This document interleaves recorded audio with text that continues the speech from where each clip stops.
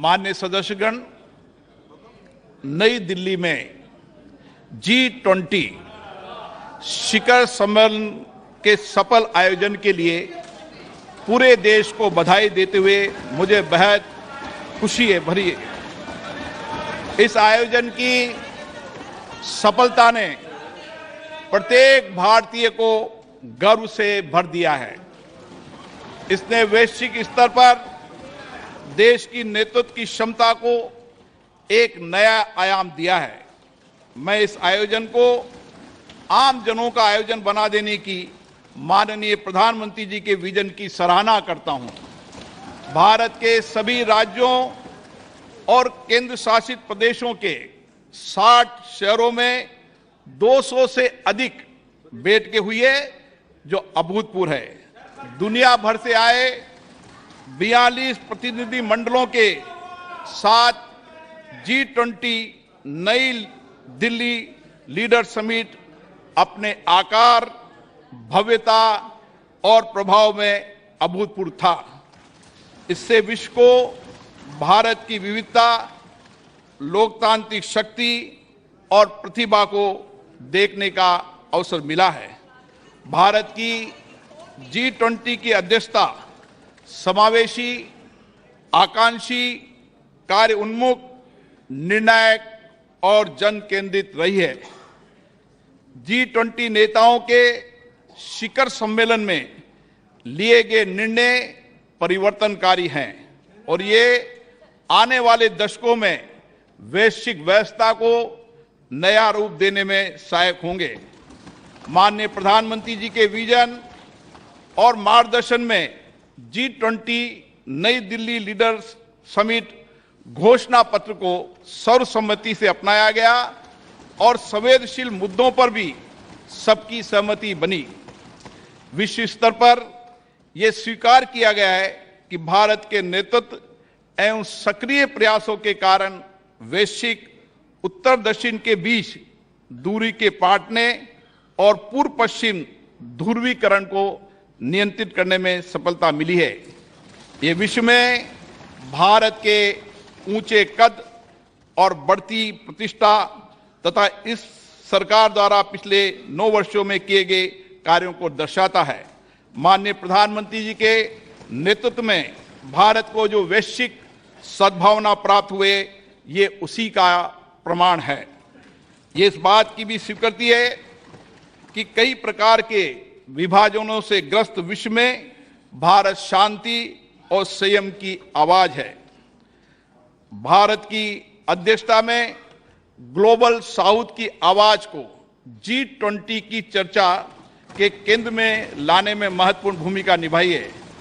अपनी अध्यक्षता की शुरुआत में भारत ने जनवरी 2023 में voice of the global south शिखर सम्मेलन की मेजबानी की, जिसमें 125 देशों के नेतृत्व ने भाग लिया। ग्लोबल साउथ के देशों की प्राथमिकताओं और अपेक्षाओं को G20 एजेंडे में शामिल किया गया। शिखर सम्मेलन की घोषणा में निर्धनता उन्मूलन, जलवायु वित्त, ऋण संबंधी समस्याओं से निपटने, खाद्य सुरक्षा, स्वास्थ्य सुरक्षा, डिजिटल बुनियादी ढांचे के विकास सहित विकासशील देशों के हितों से संबंधित विषयों को प्रमुखता दी गई।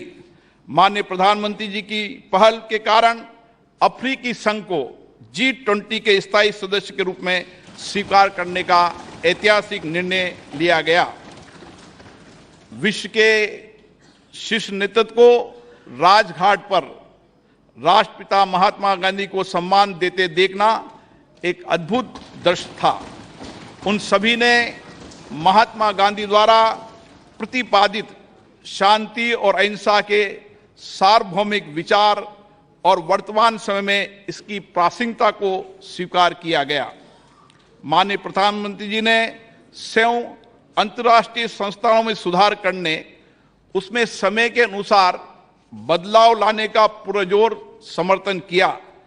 इस विभाजित विश्व में स्थिरता, वृद्धि और विकास सुनिश्चित करने के लिए वास्तविक बहुपक्षवाद के लिए यह महत्वपूर्ण है।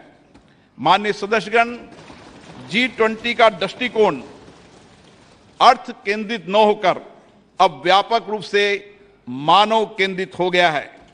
सतत विकास लक्ष्यों को साकार करने, अंतर्राष्ट्रीय वित्तीय संस्थानों में सुधार करने, डिजिटल सार्वजनिक बुनियादी ढांचे की स्थापना करने, हरित विकास समझौतों को प्रोत्साहित करने, महिलाओं के नेतृत्व के विकास को प्रोत्साहित करने, डिजिटल स्वास्थ्य पर वैश्विक पहल करने, पारंपरिक चिकित्सा की भूमिका को मान्यता दिए जाने जैसे विषयों को प्राथमिकता दी गई, वह सराहनीय है। G20 शिखर सम्मेलन के प्रमुख परिणामों में अंतर्राष्ट्रीय अर्थव्यवस्थाओं को अधिक सक्रिय करना, विकास के लिए अधिक संसाधनों की उपलब्धता, पर्यटन का विस्तार, विश्व स्तर पर कार्य के अवसर, मोटे अनाज के उत्पादन और उपभोग के माध्यम से सुदृढ़ खाद्य सुरक्षा, कौशल की कमी और गतिशीलता की समस्या का समाधान करना, ग्लोबल वैल्यू चेन की मैपिंग, MSME की सहायता करना और जैव ईंधन के लिए प्रतिबद्धता शामिल है। इनका लाभ पूरे देश को प्राप्त होगा। शिखर सम्मेलन के दौरान भारत मध्य पूर्व यूरोप आर्थिक कॉरिडोर और वैश्विक जैव ईंधन गठबंधन का शुभारंभ अत्यंत महत्वपूर्ण है।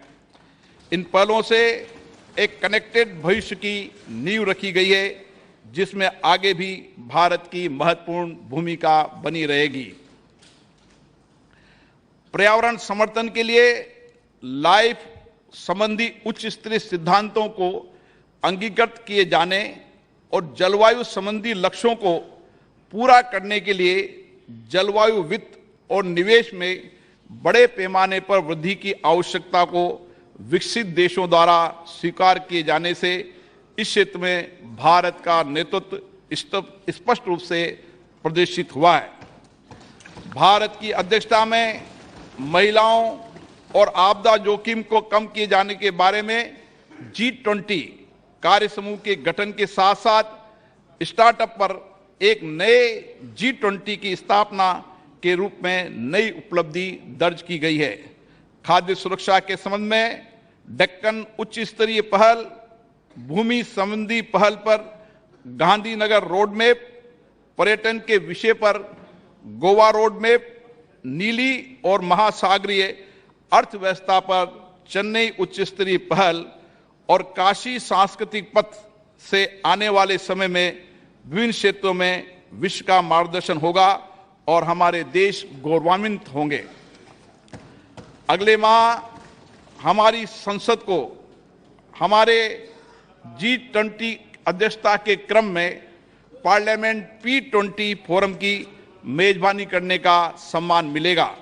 मैं इस प्रतिष्ठित सभा के प्रत्येक मान्य सदस्यों से अनुरोध करता हूं कि वे लोकतंत्र की जननी भारत की भूमि पर पूरे विश्व का स्वागत करने और वसुदेव कुटुंबकम, एक पृथ्वी एक परिवार एक भविष्य के मिशन को आगे बढ़ाने में शामिल हो। मुझे विश्वास है ये सभा इस ऐतिहासिक उपलब्धि पर माननीय प्रधानमंत्री जी के नेतृत्व की सराहना करने, भारत के लोगों को उत्साह बढ़ाने और सभी संगठनों और व्यक्तियों के योगदान को सराहना करने में मेरा साथ देगी। श्री सुनील कुमार सिंह,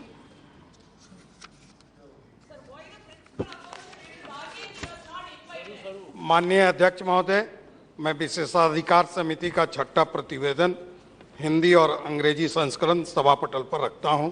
धन्यवाद। मान्य सदस्यगण, हमारा ये संसद भवन स्वतंत्रता प्राप्ति की ऐतिहासिक घड़ी से लेकर भारत के संविधान निर्माण की संपूर्ण प्रक्रिया और इसके साथ ही हमारे आधुनिक राष्ट्र की गौरवशाली लोकतांत्रिक यात्रा का साक्षी रहा है। स्वतंत्र भारत की प्रथम लोकसभा के अध्यक्ष श्री गणेश वासुदेव मावलंकर जी ने 15 मई 1952 को अपना पदभार ग्रहण किया था। देश की सर्वोच्च लोकतांत्रिक संस्था के प्रथम अध्यक्ष के रूप में उन्होंने नियम समिति, विशेषाधिकार समिति, कार्य मंत्रणा समिति सहित कई अन्य संसदीय समितियों की स्थापना की और सदन के अंदर उच्चतम परंपराओं की नींव रखी। इस सदन में अभी तक मेरे पूर्व 16 माननीय सदस्य अध्यक्ष सदन के आसन पर विराजमान हुए और उन सभी ने श्रेष्ठ परंपराएं स्थापित की है। माननीय सदस्यगण, इस कक्ष के माध्यम से अब तक 15 माननीय प्रधानमंत्रियों का नेतृत्व प्राप्त हुआ। उन सभी ने अपने विचारों और कार्यों से देश की दशा और दिशा तय की है। माननीय सदस्यगण, ये सदन संवाद संस्कृति का जीवंत प्रतीक रहा है। विभिन्न दलों के बीच सहमति असहमति के बीच पिछले 75 वर्षों में देश हित में सामूहिकता से निर्णय लिए गए। संसदीय विचार विमर्श की पद्धति से देश की जनता के जीवन में सामाजिक आर्थिक बदलाव के लिए कानून बनाए गए। आपदा और संकट के समय सदन ने एकजुटता और प्रतिबद्धता से उसका सामना किया। आज इस कक्ष में कार्रवाई का अंतिम दिन है। हमारे देश की लोकतांत्रिक यात्रा में इस भवन का योगदान अतुलनीय है। आज के बाद सदन की कार्रवाई नए भवन में संचालित होगी। हम नए भवन में नई आशाओं, नई उम्मीदों के साथ प्रवेश करेंगे। मुझे विश्वास है कि हमारी संसद के नए भवन में हमारा लोकतंत्र नई ऊंचाइयों को प्राप्त करेगा।